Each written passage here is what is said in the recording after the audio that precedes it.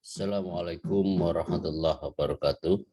Jumpa lagi dengan saya dalam materi kuliah Malapraktek Etika dan Keadilan Pemilu.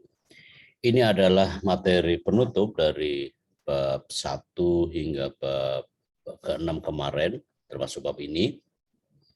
Di bab 7 ini kita akan diskusikan mengenai sistem keadilan pemilu. Saya akan hantarkan pengertian tentang apa itu sistem keadilan pemilu dan jenis kerangka hukum pemilu, pelanggaran kode etik penyelenggara pemilu, pelanggaran administrasi pemilu, dan pelanggaran tindak pidana pemilu. Sebenarnya masih ada satu lagi tentang perselisihan hasil pemilu. Tapi biarlah itu nanti akan jadi kajian tersendiri karena meliputi beberapa hal yang tepat kiranya jika dibahas di kesempatan berikutnya. Kita akan mulai dulu tentang apa itu sistem keadilan pemilu. Keadilan pemilu itu mengatur cara atau ada mekanisme yang berkaitan dengan memastikan bahwa setiap tindakan, prosedur, dan keputusan terkait dengan proses pemilu itu bersesuaian dengan hukum. Hukum dalam pengertian ini bisa konstitusi, undang-undang, hukum itu sendiri, instrumen internasional, perjanjian, dan semua ketentuan yang terkait lainnya. Itu yang pertama. Yang kedua, sistem keadilan pemilu dalam rangka untuk melindungi atau memulihkan pelaksanaan hak-hak elektoral. Hak-hak elektoral itu selalu mengkait pada dua hal. Pertama adalah hak memilih, yang kedua adalah hak dipilih. Itu hak elektoral. Memberi keyakinan kepada mereka akan hak elektoralnya yang dilanggar. Jadi jika ada mereka yang memiliki hak elektoral dilanggar, membuka peluang untuk mengajukan keberatan. Ya, lalu nanti mengikuti persidangan dan akhirnya adalah menerima putusan. Itu adalah cara dan mekanisme yang diatur oleh ketentuan peraturan perundang-undangan. Dan disitulah sebenarnya cara untuk menyelesaikan setiap masalah. Keadilan pemilu itu penting karena dari situlah sebenarnya integritas pemilu dipertaruhkan. Ya, hak elektoral dimungkinkan, kemudian mereka yang merasa dilanggar untuk mengajukan keberatan kepada lembaga yang ditunjuk oleh undang-undang untuk menyelesaikan perkara-perkara yang diajukannya itu, lalu melalui mekanisme persidangan dan akhirnya adalah menerima putusan. Itu adalah keadilan pemilu. Mereka yang mengajukan keberatan itulah sering disebut sebagai justice seekers, ya, atau pencari keadilan. Nah, dalam konsep keadilan pemilu terdapat dua komponen besar. Yang pertama bahwa jaminan bahwa proses pemilu berjalan sesuai dengan hukum, termasuk mengacu pada ketentuan internasional di bidang pemilu. Yang kedua, memastikan bahwa ada mekanisme yang adil untuk memulihkan hak elektoral yang mungkin telah dilanggar oleh para pihak, terutama misalnya para penyelenggara pemilu. Itu dimungkinkan. Jadi konsepnya seperti itu. Konsep besarnya ya meliputi dua hal tadi itu, dan ya menyangkut jaminan, kemudian memastikan mekanisme itu memulihkan hak-hak elektoral yang mungkin telah dilanggar oleh beberapa oleh pihak itu ya, termasuk misalnya penyelenggara pemilu. Yang berikutnya ya, sebagian ahli beranggapan bahwa keadilan pemilu itu sendiri diidentikan dengan penyelesaian sengketa pemilu. Kendati pun sebenarnya kedua konsep itu tidak sama identiknya sebenarnya. Nah, konsep penyelesaian sengketa yang menyebut konsep pelanggaran pidana dan non pidana dalam pemilu itu adalah inti keadilan pemilu dan tujuan utama sistem keadilan pemilu, SKP atau Electoral Justice Systems ya. Konsep itu menyebut konsep pelanggaran pidana dan non pidana dalam pemilu Tapi itu adalah inti keadilan pemilu itu sendiri dan juga adalah tujuan utama dari sistem keadilan pemilu kenapa diterapkan. Nah, keadilan pemilu itu sendiri mencakup dua hal. Ini dia yang penting dan ini berlaku atau bagian dari kesepakatan komunitas masyarakat internasional, komunitas pemilu internasional, bahwa pencegahan ketidakadilan pemilu sebelum terjadi pelanggaran. Ada prevensi, ya, the prevention of electoral injustice before it occurs, ya, pencegahan ketidakadilan pemilu sebelum terjadinya pelanggaran. Itulah namanya pencegahan. Jadi pencegahan itu selalu pre factum, ya. Sedangkan penindakan itu adalah post factum. Nah, bentuk alternatif yang kedua, ya, bentuk alternatif menyelesaikan perselisihan adalah untuk memastikan bahwa proses pemilu yang adil dan hasil pemilu yang adil dan akan kredibel. Ya. Jadi proses pemilu yang adil itu menghasilkan pemilu yang adil dan kredibel. Itu sudah barang pasti, ya. Nah, ini dia elemen dari electoral justice menurut Joseph N. Laughlin, ya. Pertama yang kita lihat adalah prevention of electoral dispute, ya. Seperti yang kita bisa baca di sebelah kiri, prevention of electoral dispute. Yang kedua adalah resolution of electoral dispute. Ini bersifat prevensi, ini bersifat resolusi penyelesaian. Lalu ada juga namanya alternative electoral dispute resolution. Ya. EADR, ya, mekanisme. Jadi mekanisme penyelesaian sengketa, ya, di luar pengadilan, ya, mekanisme ini. Lalu nah hasil dari resolusi tadi berkonsekuensi pada dua hal. Pertama adalah bersifat korektif. Gampangnya korektif itu adalah memulihkan, mengkoreksi terhadap kebijakan, langkah, keputusan dari penyelenggara pemilu yang sebelumnya sudah ditempuh. Itu korektif, memulihkan, mengkoreksi, ya. Biasanya adalah memodifikasi, mengubah pelanggaran tadi. Yang kedua bersifat punitif. Kalau punitif lebih sederhananya disederhanakan menjadi menghukum. Jadi pelakunya itu dihukum, dikenakan sanksi, sedangkan korektif itu mengkoreksi tahapan dalam proses pemilu. Konsekuensi dua hal itulah yang menjadi kesepakatan komunitas pemilu internasional. Nah, definisi ini penting untuk kita memahami, gitu. Disebutkan, ya, EGS, ya, Electoral Justice System. Didefinisikan sebagai, ya, sebagai mekanisme yang tersedia, ya, mekanisme yang tersedia di sebuah negara, tentu saja di sebuah negara, ya, atau bisa juga didefinisikan sebagai seperangkat sarana atau mekanisme, ya. Ini ada masalah nih, close-nya nih, ya.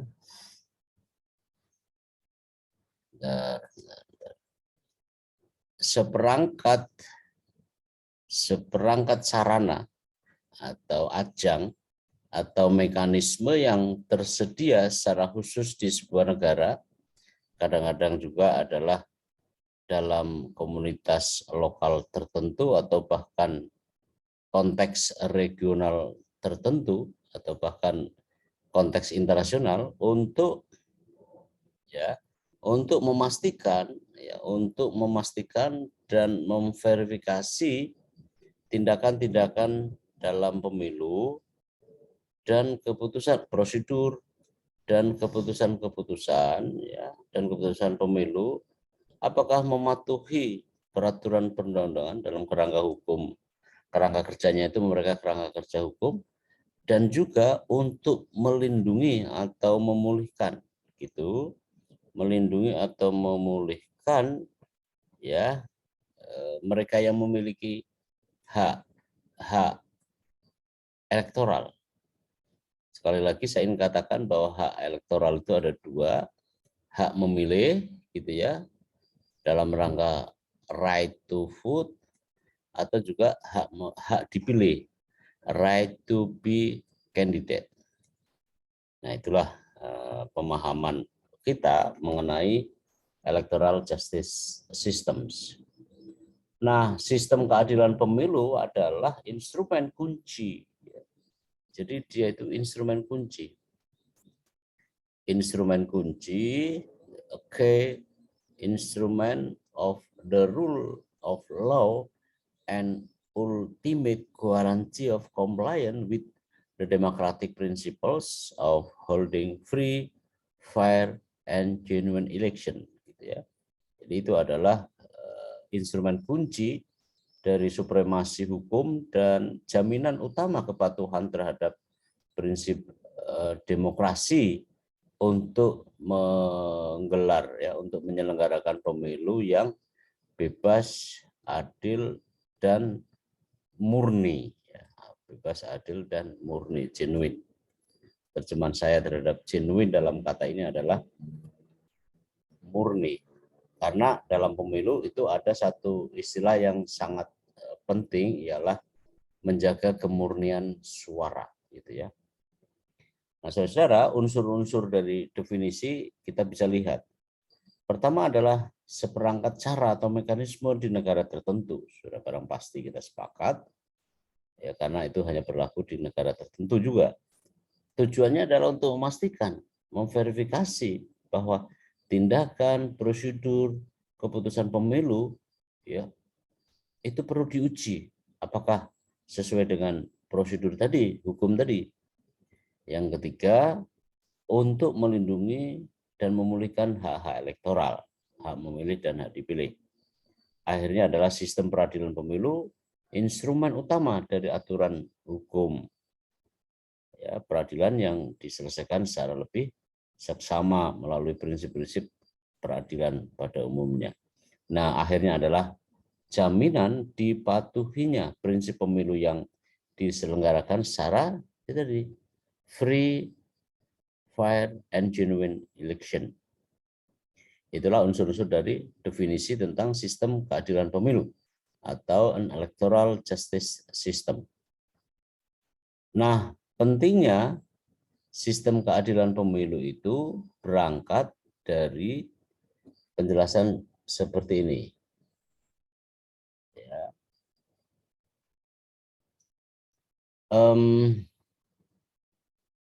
Satu sistem keadilan pemilu yang terpercaya, ya, satu sistem keadilan yang terpercaya itu adalah sangat penting, sangat esensial, sangat penting, tidak bisa ditawar-tawar lagi. Lalu bahwa di negara-negara yang bertransisi ke arah demokrasi, tidak adanya sistem peradilan pemilu yang dapat dipercaya, itu dapat menimbulkan ketegangan politik, ketegangan, ketidakstabilan, maupun konflik. Kalau kita tidak punya sistem itu, ya menimbulkan itu tadi, ketegangan politik, political tension, lalu instabilitas, lalu adalah konflik. Sehingga perlu electoral justice system supaya dapat dihadirkan rasa keadilan buat mereka yang terutama dirugikan. Nah, hak untuk melaporkan, ya, the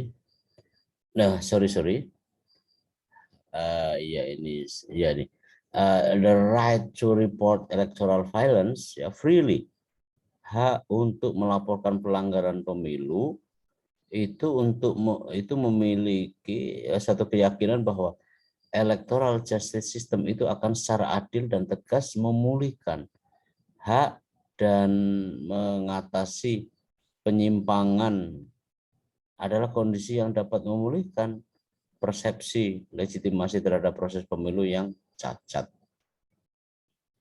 Jadi kalau sistem pemilu itu bisa dirancang dengan baik, maka dia bisa mencegah dari kemungkinan dan akhirnya adalah persepsi legitimasi publik terhadap proses pemilu.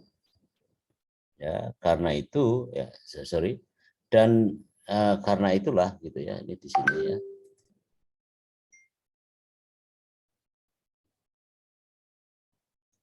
Karena itu ya. Nah, sebentar ini kok susah sekali anunya nih. Jadi ini sangat mungkin terutama terjadi ketika pemilu pertama dianggap telah dimanipulasi, ya, telah dimanipulasi oleh elit atau kepentingan kelompok-kelompok kuat lainnya, itu baru dipersoalkan. Nah, namun jauh ya jauh lebih sering terjadi perselisihan atau kesalahan terkait pemilu dalam menyelenggarakan pemilu harus dilakukan secara tidak sengaja. Ya kadang-kadang begitu memang. Unintentionality itu kadang-kadang terjadi karena terlalu besarnya event pemilu sehingga kadang-kadang para penyelenggara pemilu sekalipun yang sebenarnya dituntut untuk lebih mengutamakan hal yang penting bisa saja abai. Dan karena itulah akhirnya jadi persoalan. Jadi electoral system yang kuat, yang kredibel dan adil memulihkan proses pemilu dengan menyelesaikan kesalahan, memulihkan hak, dan menghukum bagi pelaku pelanggaran dengan cara membangun kepercayaan pemangku kepentingan dalam integritas pemilu. Tuh.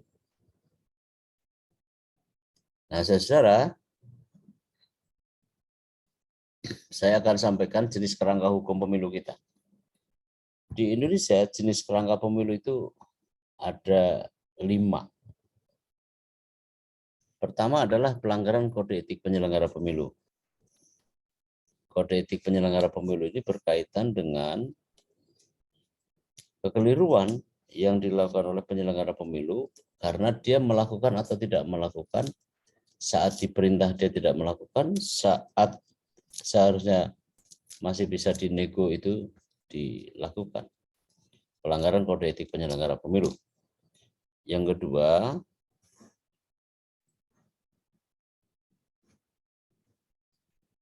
pelanggaran administrasi pemilu. Yang ketiga, pelanggaran tindak pidana pemilu. Yang keempat adalah sengketa proses pemilu, election process dispute. Akhirnya adalah perselisihan hasil pemilu, PHPU atau PHUD. Nah, ini jenis kerangka hukum pemilu yang dalam tafsiran saya itu ada kode etik penyelenggara pemilu, itu sengaja saya taruh di tengah karena setiap hal mengenai pelanggaran apapun selalu berkaitan dengan perilaku. Pelanggaran tidak pidana pemilu di sebelah kiri atas, pelanggaran sengketa proses pemilu, lalu bisa dibanding ke sengketa tun, lalu perselisihan hasil pemilu ini mutlak dari MK, lalu adalah pelanggaran administrasi pemilu. Ini jenis kerangka hukum pemilu di Indonesia. Ada 5, Anda ingat baik-baik ya. Nah, saudara,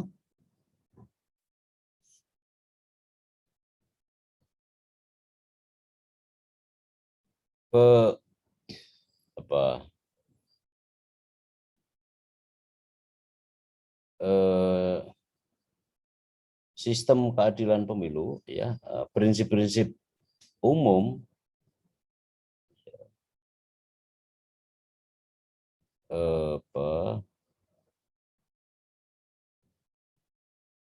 itu yang kita pahami adanya code for election administrator. Jadi setiap penyelenggara pemilu juga itu diikat oleh kode etik penyelenggara pemilu. Ya. Kita akan lihat. Jadi administrator pemilu itu harus menunjukkan rasa hormatnya kepada hukum. Yang kedua, administrator pemilu itu harus non-partisan, netral. Harus non-partisan dan dia harus netral. Ketiga adalah bahwa administrasi pemilu harus transparan. Dan pelanggaran administrasi pemilu itu saya jamin bisa akurat, bisa profesional, bisa optimal dalam kaitan dengan soal-soal begini yang menjadi dunia saya. Lalu adalah bahwa administrator pemilu itu juga harus mampu melayani kepada pemilih, juga sebenarnya kepada kandidat. Nah, berikutnya bahwa sistem penegakan kode etik penyelenggaraan pemilu diadopsi dari sistem penegakan hukum lainnya dengan penulisan seperlunya. Tetapi pada pokoknya penyelesaian pelanggaran kode etik meliputi dua entitas mutlak, yakni adanya hukum material dan hukum formil.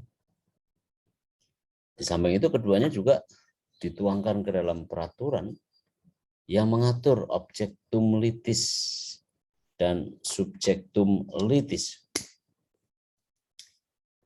Tiga, bagian dari self-regulatory body yang bersifat independen dalam menegakkan kode etik penyelenggara pemilu. Itu jadi modal utama. Nah, ini penjelasannya ada hukum formil. Hukum formil itu lebih meletakkan dasarnya pada administrasi pengajuan pelanggaran misalnya, atau hal-hal yang berkenaan dengan insidensil, sehingga mengeluarkan sesuatu yang kadang-kadang di sebagian besar orang tidak ada masalah, tapi pada sebagian yang lain itu bermasalah. Kalau begitu, penjelasannya ada di kali waktu. Hukum material disusun oleh kalangan internal masyarakat profesional, namanya DKPP, mengikat serta mengendalikan kesediaan sukarela di masyarakat 20 provinsi itu. Sedangkan electoral justice system itu juga bagian dari sistem penegakan hukum pemilu. Rule of law dalam pemilu yang ditunjang sistem pendidikan etik, rule of ethics yang bersifat fungsional, yang menguatkan kecenderungan pemilu free and fair election. Itu bisa saja. Nah, sistem penegakan etika melengkapi sistem penegakan hukum yang tidak sekadar bersifat prosedural, melainkan juga bersifat substansial. The rule of law and the rule of ethics dijalankan secara simultan. Materi apa sudah dibahas. Enforcement penegakan hukumnya, rule of law, code of law. Gitu. Jadi itu diadakan secara natural saja. Itu enforcement. Nah, code of ethics, code of. Jadi itu yang penting. Nah, saudara, saya akan menghantarkan kajian kalian. IJS itu sebagai bagian dari sistem penegakan hukum yang ditunjang oleh sistem pemilu, ya, sistem penegakan etik, kode etik yang sangat fungsional, menguatkan kecenderungan pemilu yang akan datang akan berlangsung secara free and fair election. Benar atau tidaknya kita lihat nanti. Nah, sistem penegakan etika melengkapi sistem penegakan hukum yang seluruh hal tidak bisa di-cover oleh hukum, yang tidak bersifat prosedural. Misalnya mau mendata itu, tuan rumahnya sudah pergi, tinggal pembantunya. Dia apa namanya? Dia tekun ya, tapi lebih dari itu.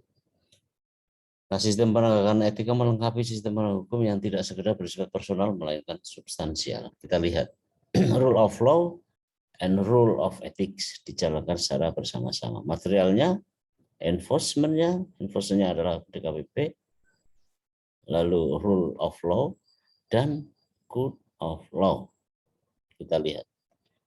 Jika material plus rule of law, hasilnya adalah rule of ethics. Ya. Yang kedua adalah enforcement, code of law. Itu penting supaya tidak kesulitan di dalam menerjemahkan satu aturan.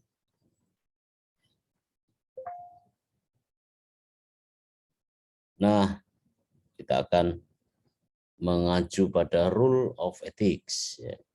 Rule of law, sehingga kontekstualnya harus didapat, jangan dalam mentah-mentah.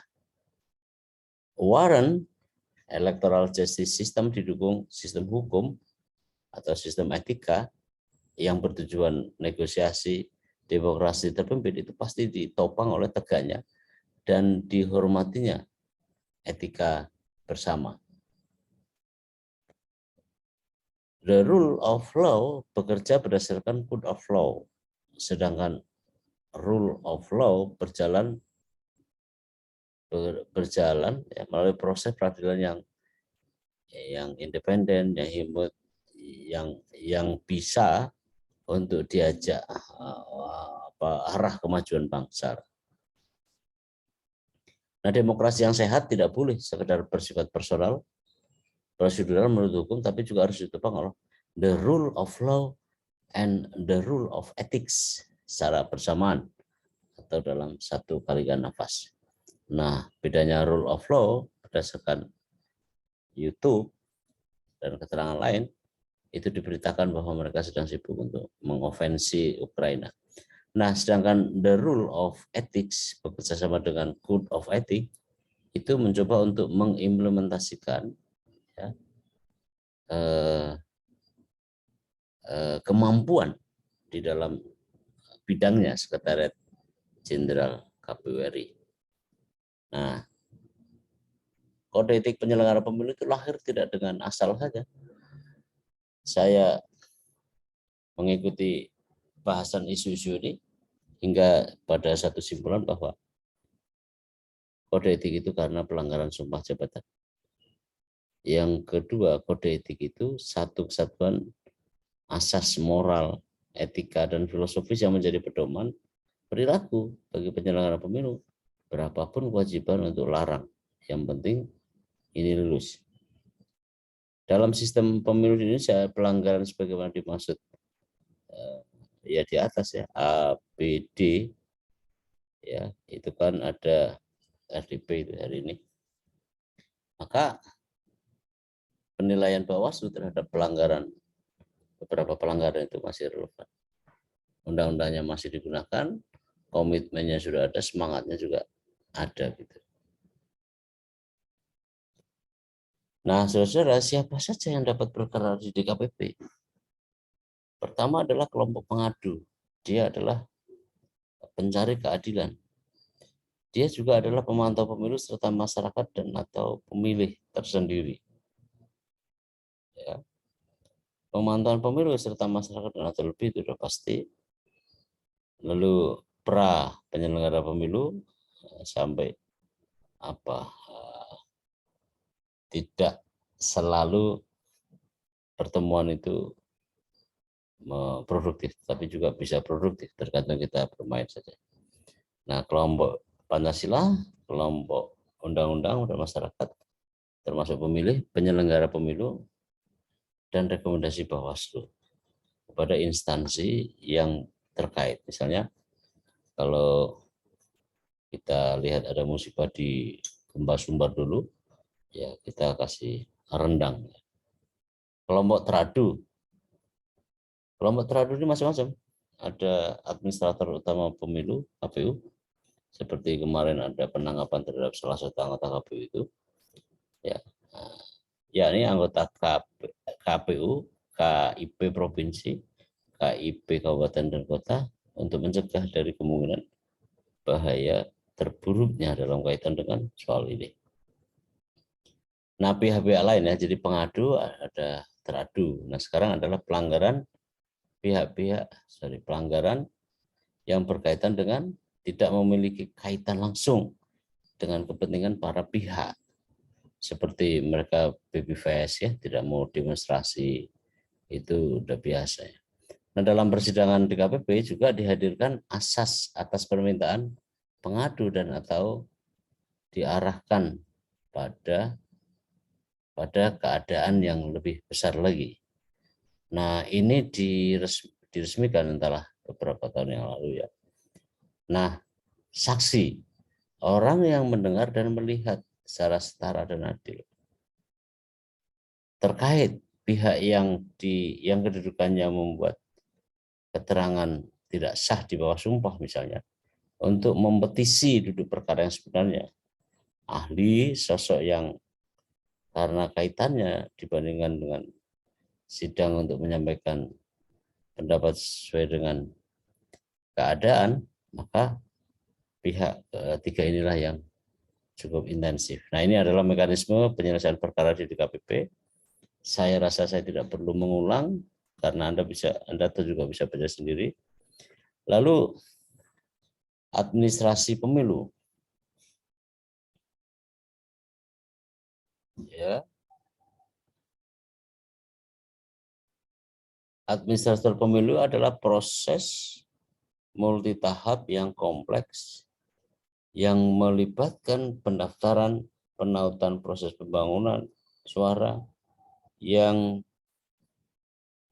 cukup mencakup pemungutan suara secara nasional dan jarak jauh. Nah, selanjutnya, meskipun kegagalan di seluruh proses pemilu ini dapat mengakibatkan ya klaim satu sama lain. Kalau sudah begini memang agak repot ya, karena harus berurusan dengan aspek-aspek lain seperti instansi penegak hukum kayak kepolisian, kejaksaan, itu pasti harus terlibat karena undang-undang memerintahkan begitu di Undang-Undang Nomor 7 Tahun 2017. Selanjutnya adalah ini dia, memahami titik-titik kegelapan malam, memahami titik-titik kegagalan dalam pemilu sangatlah penting ya, sangat penting karena memberikan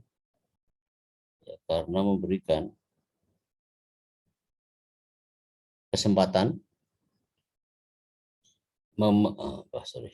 memahami titik-titik kegagalan dalam penyelenggaraan pemilu sangatlah penting. Terus untuk menginput peran yang dimainkan pemilu dalam proses demokrasi, kehilangnya tercapainya perasaan diri itu tidak bisa dibenarkan, gitu ya. Nah, walaupun ada yang spesifik, tetapi standar pemilu yang berlaku secara internasional, penyerahan hukumnya diserahkan kepada DPR dan pemerintah seperti di kita. Walaupun selalu saja ya,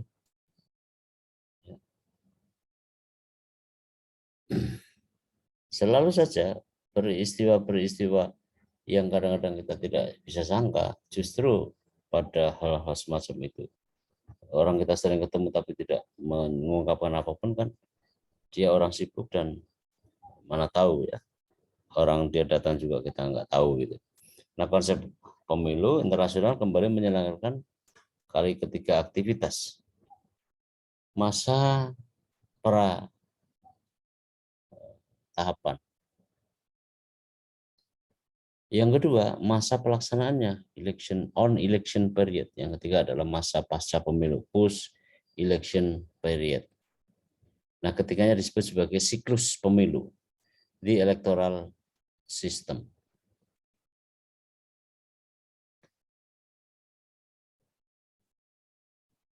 Oke. Nah, ini dia electoral cycle itu memuat hal-hal seperti yang ada di layar monitor Anda.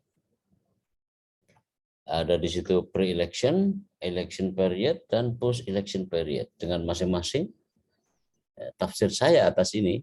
Pertama untuk 1, 2, 3, ya lihatlah bawah 1, 2, 3 itu konstitusi dan legislasi. Jadi itu cukup penting untuk diabaikan. Nah, saudara, standar pemilu internasional juga menegaskan bahwa untuk disebut sebagai pemilu dengan demokrasi, tiap pemulihan harus memuat 5 tahapan kunci. Tahapan pemilu ini adalah hal yang harus ada dalam setiap kali pemilu itu digelar. Jika tidak lengkap, maka sebagian tidak ada hal yang perlu dirisaukan saat bersamaan nyatanya juga ada ketika peristiwa-peristiwa yang membelakanginya itu terjadi. Nah, pelaksanaan 5 tahapan kunci ini harus dilaksanakan secara tidak runut, ya, secara urut, runut, dan runtut.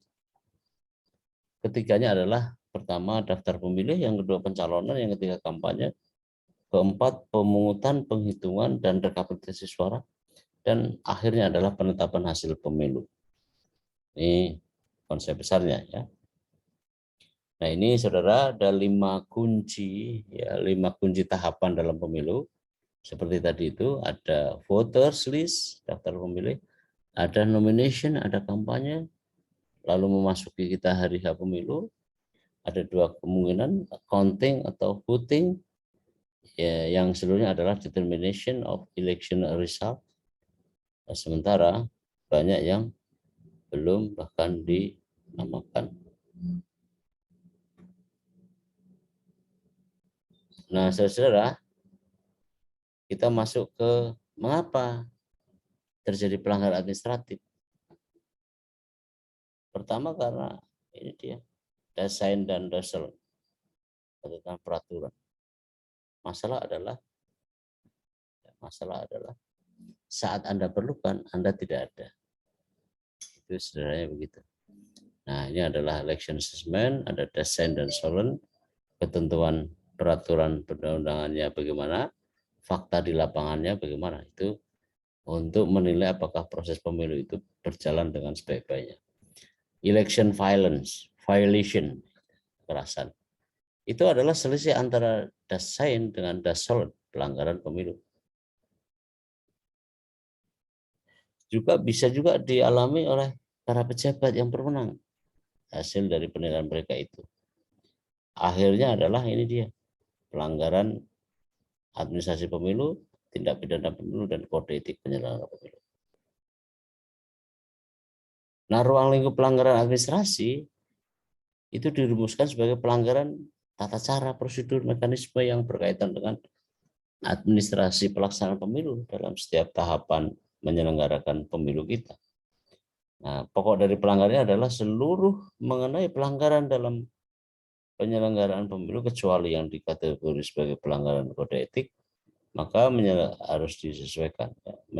Menyelenggarakan pemilu dalam keadaan yang ya, begitulah, ya, keadaan yang kurang menguntungkan. Nah, jenis pelanggaran administrasi pemilu ada beberapa hal. Ya, saudara, yang pertama pelanggaran administrasi pemilu itu sendiri.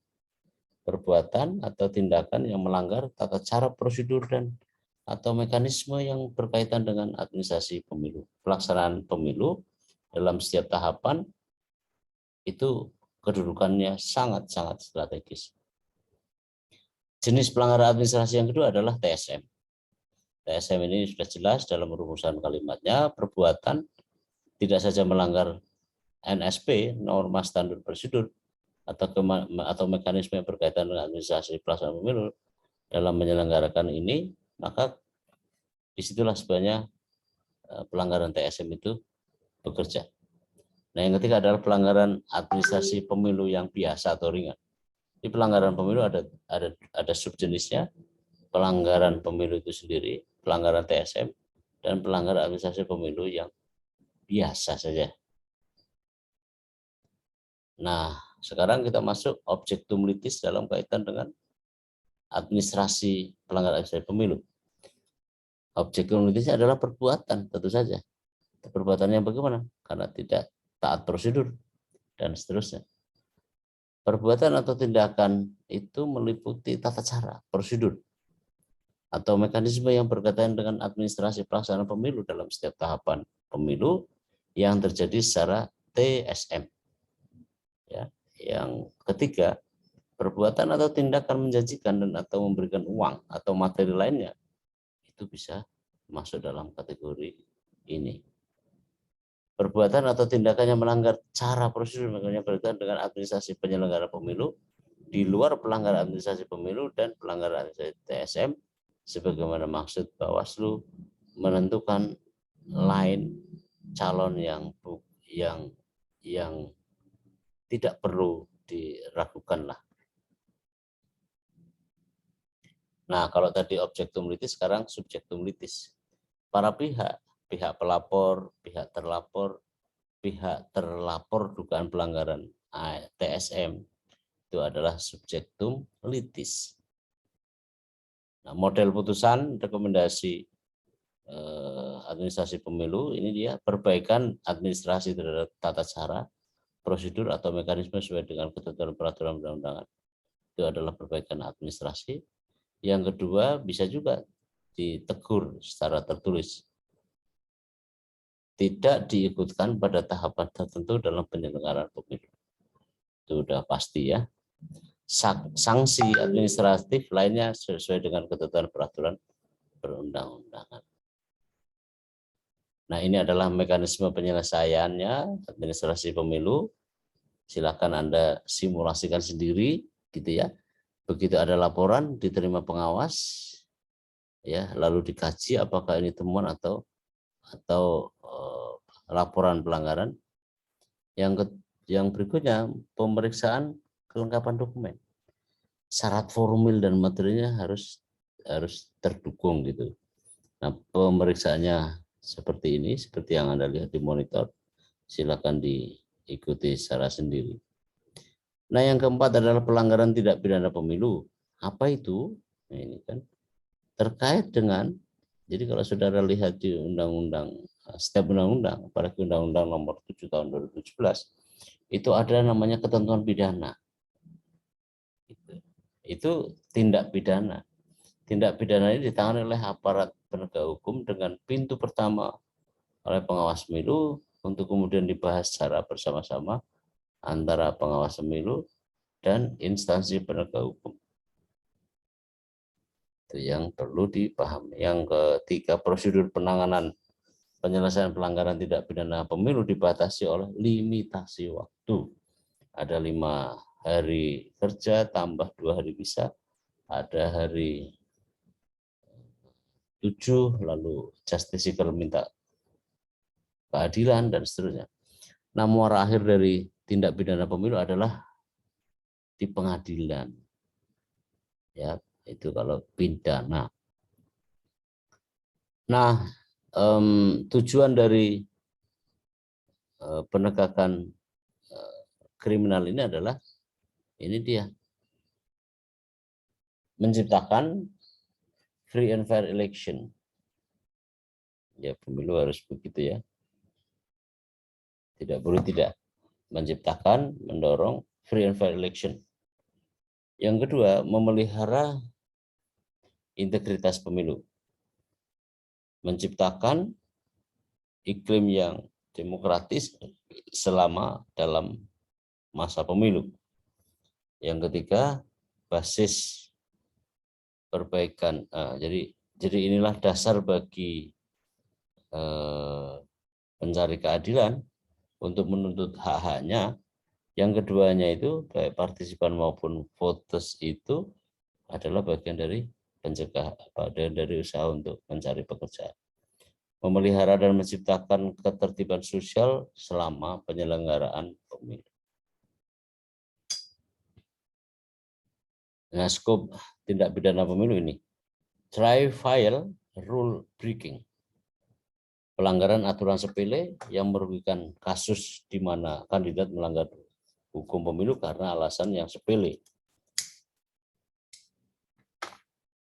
Trivial rule breaking. Yang kedua, severe rule breaking, pelanggaran aturan yang parah. Merupakan kasus yang lebih memberatkan di mana salah satu partai atau kandidat melanggar elemen-elemen yang lebih substansial dari hukum pemilu. Berarti itu ya. Nah, ini sekedar contoh untuk mengilustrasikan apa yang dihasilkan selama pemilu 2019 ya. Hasil pengajian ya. Dan ini tata caranya. Lalu kalau itu sampai ke tindak pidana pemilu maka harus dilaporkan kepada dekan. Ini penjelasan di halaman berikutnya. Dan ada tiga ya atau dua. Ada dua, salah ini.